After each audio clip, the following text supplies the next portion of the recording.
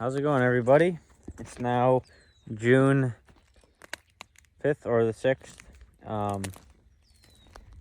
Checking out some corn today. It's not doing the greatest, but it's doing better than it was before. You can see some of the tips here. Little frost damage. Oh, of course, no way. We haven't had rain in 5 weeks. Last week we finally got some rain. Well, now it would be 6 weeks without rain. But last week we got some rain. Got about half an inch. And then every day since then we've been getting about 1/10 of an inch. They had hail east and west of us. Down the hill next to them farms that you could see over there. They got 2 inches of rain. And we got half an inch over here. And that's probably a good 2 miles from here. I mean, not a lot, but it's far. I'm not so pleased with the no-till coulters. We could have done better. If you look here, I mean, this plant's really big, and there's not a lot of trash here. You go farther in some places here, where we have a lot of trash, and these plants are not as big. We notice a lot of skips. I don't know what could have caused, the amount of skips that we had. We're going to see how it comes up. It's kind of a trial and error this year. I noticed that there are still some that are coming up right here. Yeah, that must have been up for a day or so. But you can see some of these have been frost damaged. These not so bad. But the first stuff that came up has some frost damage to it. It's noticeable. I planted it within a week and a half later. We had frost for 3 days straight. Not a killing frost, but a good enough frost. It's weird though. I can go that past there, and the corn's taller than these 3 passes here. Where there's trash covering here, you can see right here, crops are coming up, but you got to dig for them. This stuff, and in some places there might not be anything. Kind of trial and error. I don't really know. I've never no-tilled anything. I've never planted corn. No-tilled anything, that is a new thing for me. When I was out west, we no-tilled. All that corn was no-tilled. This road's bad here. There's like nothing here. But I don't know. I know this stuff, well, from here over, I planted a day later, and then the far stuff we planted 2 days later than the first stuff. Hey, it didn't look great. We mowed, I didn't make any videos, but we mowed 4 acres. My mower broke, the first 1.5 acres, about almost 2 acres in, and drive shaft going down from the gearbox to the cutter bar, that grenaded, and well, that was $400. And we're getting that fixed. It's almost done right now. That wasn't fun, and so I called my boss, and I just grabbed the mower, and nice enough for me to let me use it. And then I was like, well, if I'm going to put fuel in it, I might as well run a couple more acres with it. So I finished 4 acres. The mower's old. Not old, but not old. Not new for us. My tedder's new to me. My rake was new to me too. I put a new gearbox in that. I don't know, a month and a half or 2 ago. So I had to put a gearbox in that. I went to go use my tedder. I had to put a new drive gear in that. That was $300. And what else? Well, everything went smooth. Problem is my tedder broke, so I couldn't ted the stuff. There was a lot of alfalfa in it, and if you have any experience with alfalfa, it is some tough to dry. This stuff wasn't bad. I had like 7 days of no rain. I mean, I had no issues with drying it. Let's just say that. The 14-foot mower passes were a little tougher because raking it. I just split them in half, so they were like 7-foot cuts, I guess you could say. 7-foot passes with the rake. It worked. The hay was the best hay I've ever made. A lot of alfalfa in it. I have some bales, like 20 bales still left from what I did. Because I did a hay delivery with the stuff I had. I just loaded up on the gooseneck and off it went in Connecticut. Sold. Worked out well. But they were a little damp. So I said, bah, we'll just throw them in the barn. I'll feed them to the goats, the cows, whatever. I'll just mix it in. You can see here, I mean, this row is not hot. I don't know what happened. I don't know if it's compacted or the seed went in. So I don't know. It's this year. It might be a tough. Tough year with the corn. I don't know, maybe there's some settings in the planter we didn't have right, but the seed is in the ground. There's no reason why it didn't come up. I don't think the frost would have had anything to do with it. The guys are still planting corn right now. But it's weird that one place has it. You know, and there's so many skips. I'm not sure what could have caused that. I mean, next year when we till up over there, the next piece we do, whatever we do, it will be better. I noticed if there's places, let me go over here, where there was no chaff or no trash. The corn looks great. I mean, there's a couple skips here and there through this stuff. It is an end. This is a double row here, actually. You can see the double. I ran out of seed in one of these rows, as you saw in the video. I don't know. I just don't know what to say. I'm happy with it now. Up until a week and a half ago, we were worried. We were real worried. We didn't think the corn was even coming up at all. Nothing we could do about it.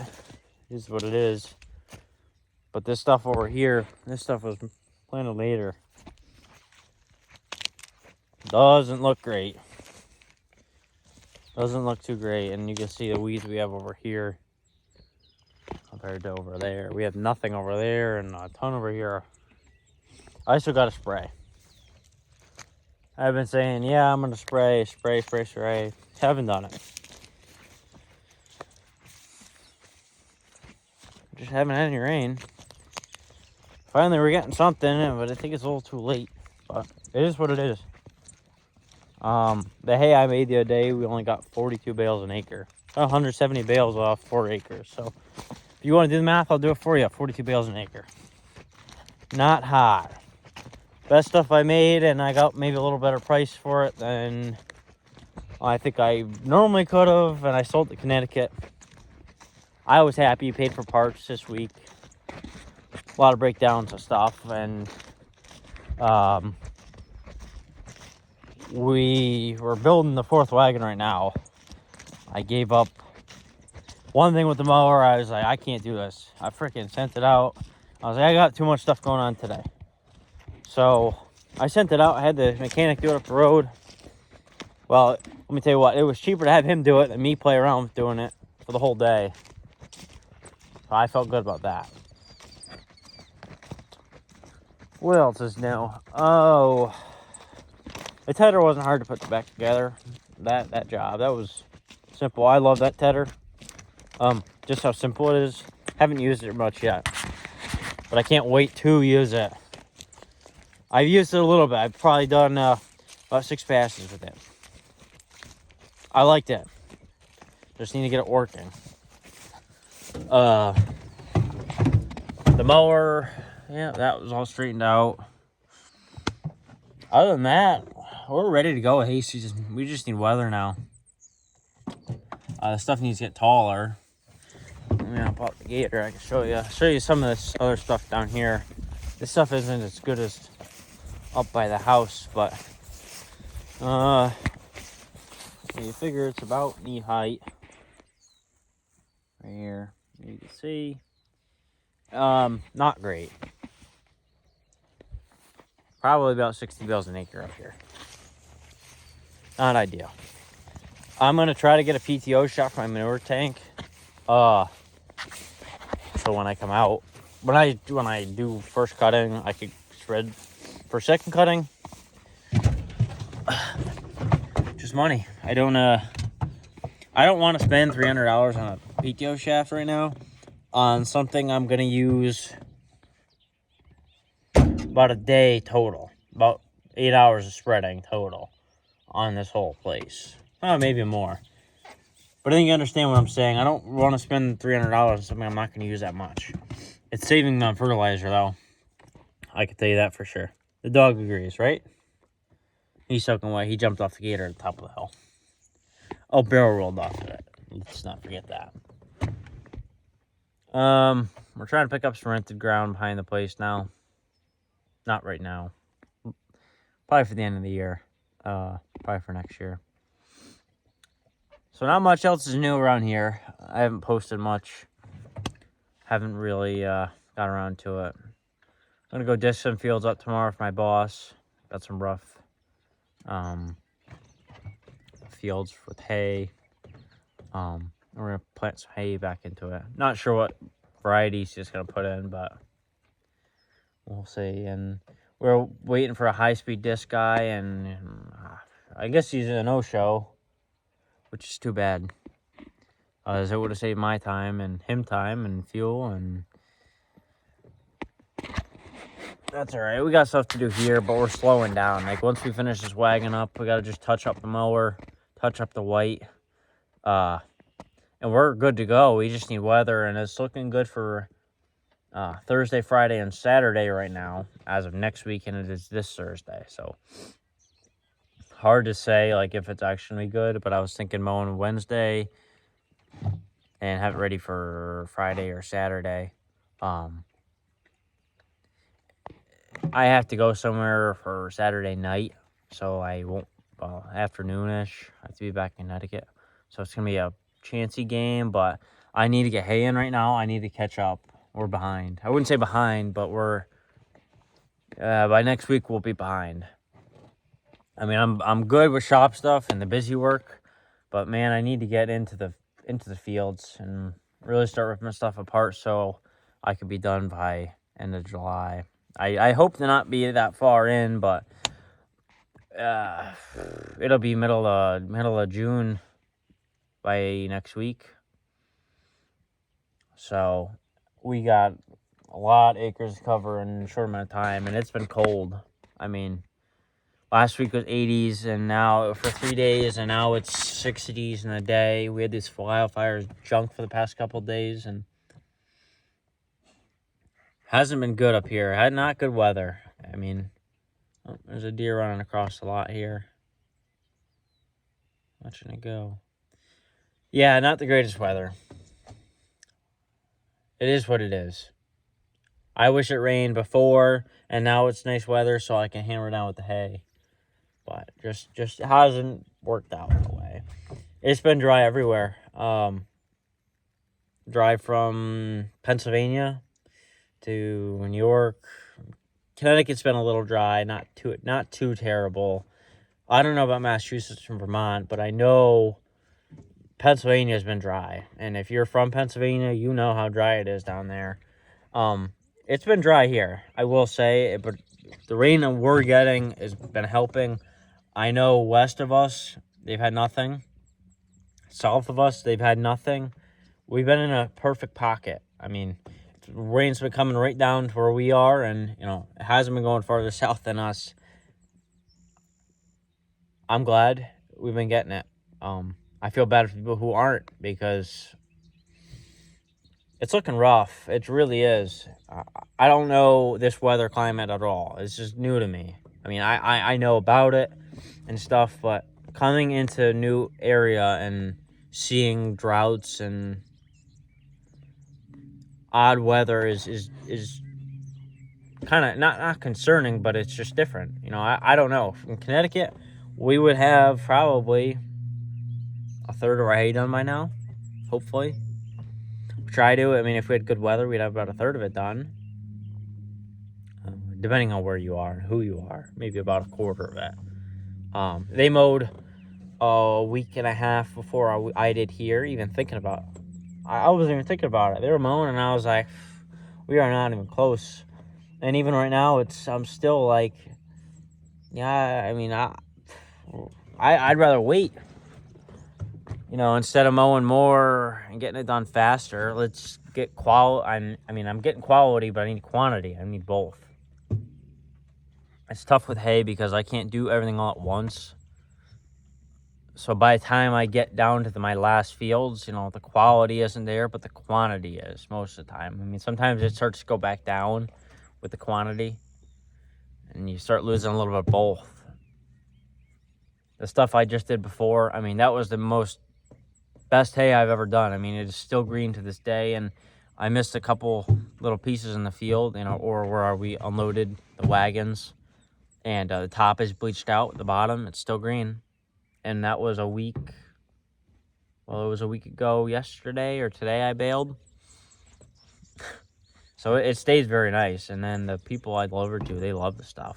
I mean, some places are in 80% alfalfa, 20% hay. And some places are like 50-50.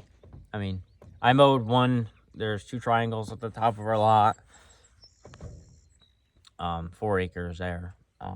And the cows, they can't keep up with the hay now. So we got 6 acres of pasture total, and we're thinking about doing, some of it's wet, so we're not going to play with that. We're going to play with what's doable for us. And there's probably like 3 acres out of both pastures we're going to do. Probably make hay off of, because the cows can't keep up. We just need the weather for it. We're going to mow 10 acres next. So if we have 4 wagons, we should be able to hammer that down and then move down to the next strip, which is 3 acres. Probably do those two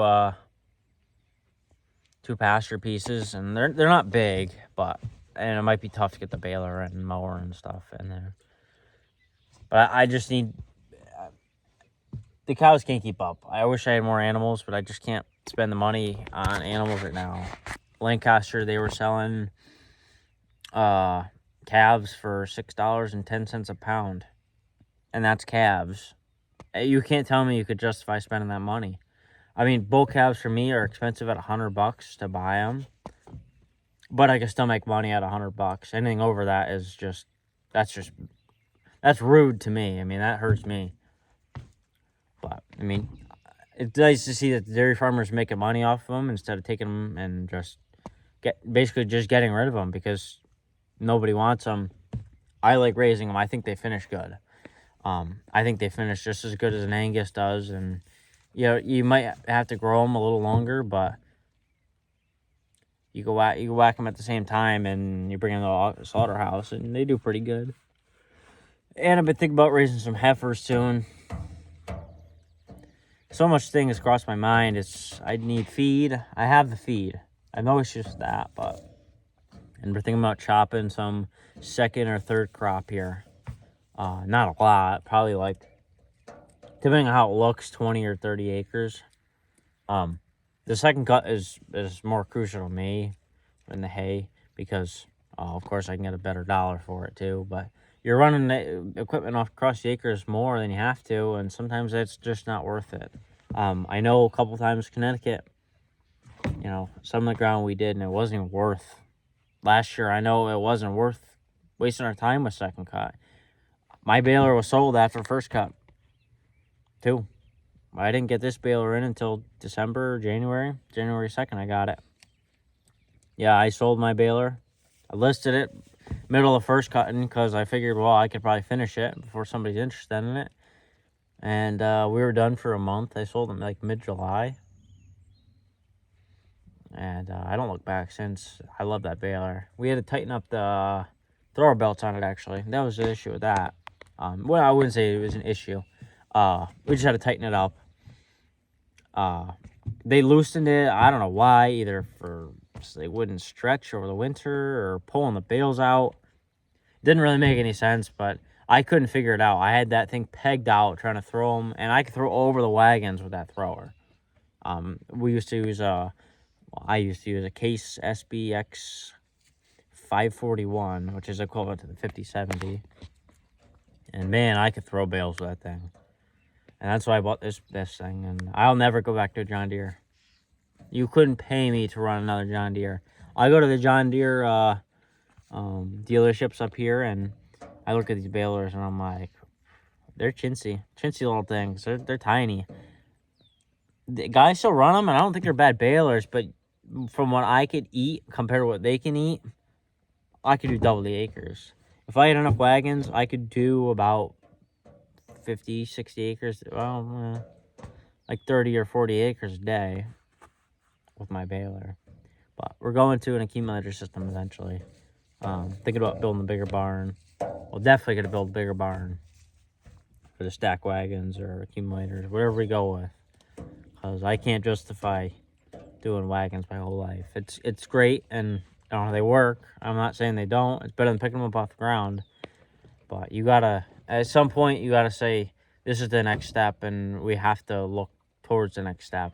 Because if we don't, you're just gonna get squeezed right out. I mean, that's the way people are going, and sometimes you have to follow trends, I've found. And if you don't, well, you see what happened with the tie stall. A lot of guys, if you didn't go freestall, well, your tie stall is not gonna last. And the guy, I work for a guy who's a tie stall. There's nothing wrong with them. I know a bunch of people who use tie stalls still. There's nothing wrong with them, but the efficiency of a freestall is a lot better. But you're talking double the money, and double the acres, and double the cows, and where does it end? I know some people, and it doesn't stop. I mean, you're adding cows, you're adding a chopper, you're adding a mower, you're adding a merger, you're adding a barn, you're adding this, you're adding that. Where does it end? What's the cutoff line? What's good enough for you? I mean, I don't think 120 acres is good enough for me, but I will settle with it for right now. I want to be up to like 400 or 500 acres. I want to be able to just live off this farm. I don't want to have to work for anybody, but I'll help people out if I have to. But I want to be able to be self-sufficient and be able to do it with 2 to 3 people. I don't want 15 people working here. I want bare minimum. Not bare minimum to the point where I am working 24 hours a day, but a solid 12-hour day is just fine for me. I don't see any point working anything over 16, 17-hour days. And I did it out west, and it's fine for doing combine and stuff, and you could do it. But boy, it takes a toll on you. We did 21,000 acres when I was out there, so you can't say I wasn't working. I want to do some corn and some soybeans. I don't really care for soybeans. I think that was kind of a joke. I'm not a big fan of it. I know the whole rotational thing. That's what it's good for. But the corn I like. You can combine it at 6 o'clock in the morning, and you can go till 6 o'clock the next morning. It doesn't matter. As long as you got the moistures right, you're good to go. I wouldn't... beans, you got to play with it, unhook the heads, and change the combines over. It's a nightmare. But personally, I don't have grain bins. I don't have a big enough tractor to run a grain cart. I don't have a combine. I don't have trucks. I'm not set up for that stuff, and my corn planter is not big enough. Most guys around here run 8-row heads, so you're looking at an 8-row combine or 8-row planter. I want to get an 8-row planter. It's money. Why do I need an 8-row planter for 12 acres of corn? I should just settle with my 2-row for right now for a couple of years and, work the kinks out of it and get the emergence better on it. I think that's going to be key for next year. The weed control here is very good, though. I will say that. But we just need to get that straightened out. But we got a lot going on, so I think that we're going to wrap up today's video. Not a great sunset tonight, but good time to go check the corn. And the dog's hanging out. He's all wet and muddy, so we were over at Duffy's place. We got a couple things coming from him. At least one, maybe two. We're excited. We're happy. So when it gets here, it might be tomorrow. Who knows? I won't be here. So we'll see you in the next one. Thanks for watching. Hilltop Farms out.